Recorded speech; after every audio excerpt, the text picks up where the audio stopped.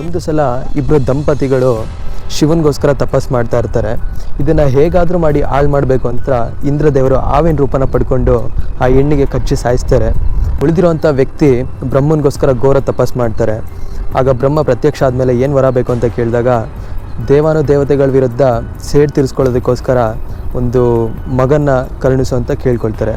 ಸರಿ ಅಂತ ಬ್ರಹ್ಮದೇವರು ಮಗನ್ನ ಕೊಡ್ತಾರೆ. ಆ ಮಗುನೇ ಮುಂದೆ ಆಗೋದು ತಾರಕಾಸುರ.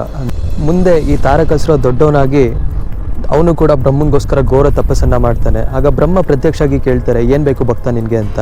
ಅದಕ್ಕೆ ಅವನು ಹೇಳ್ತಾನೆ, ನನಗೆ ಸಾವೇ ಬರಬಾರ್ದು, ಚಿರಂಜೀವಿ ಆಗಿರಬೇಕು ಅಂತ.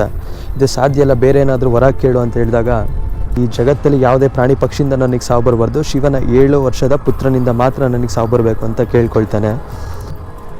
ಈ ಕಡೆ ಸತಿನ ಕಳ್ಕೊಂಡಿರೋ ಇದರಲ್ಲಿ ಶಿವ ಕೂಡ ತಪಸ್ಸಿಗೆ ಕೂತಿರ್ತಾರೆ.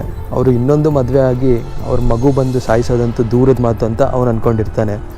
ಈ ಥರ ಒಂದು ವರವನ್ನು ಬ್ರಹ್ಮದೇವರಿಂದ ಪಡ್ಕೊಂಡ್ಮೇಲೆ ತಾರಕಾಸುರ ದೇವಾನುದೇವತೆಗಳ ವಿರುದ್ಧನೇ ಯುದ್ಧ ಮಾಡೋದಕ್ಕೆ ನಿಂತ್ಕೊಳ್ತಾನೆ.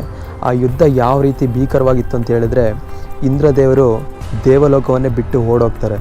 ಎಲ್ಲ ದೇವತೆಗಳು ಬ್ರಹ್ಮದೇವರ ಹತ್ರ ಹೋಗಿ ಈ ಥರ ನಡೀತಿದೆ ಅಂತ ಹೇಳ್ಕೊಂಡಾಗ ಬ್ರಹ್ಮದೇವರು ಕೊಡೋ ಸೊಲ್ಯೂಷನ್ ಏನಂದರೆ ಶಿವನ ಹತ್ರ ಹೋಗಿ ಅಂತ. ಆಗ ಎಲ್ಲ ದೇವರುಗಳು ಶಿವನ ಹತ್ರ ಹೋಗಿ ಕೇಳ್ಕೊಳ್ತಾರೆ, ಈ ಥರ ಇದೇ ಪರಿಸ್ಥಿತಿ, ಏನು ಮಾಡೋದು ಅಂತ. ಆ ಕಡೆ ಪಾರ್ವತಿನೂ ಕೂಡ, ಅಂದರೆ ಸತಿಯ ಪುನರ್ಜನ್ಮ, ಪಾರ್ವತಿ ಶಿವನಿಗೋಸ್ಕರ ತಪಸ್ ಮಾಡ್ತಾ ಇರ್ತಾರೆ.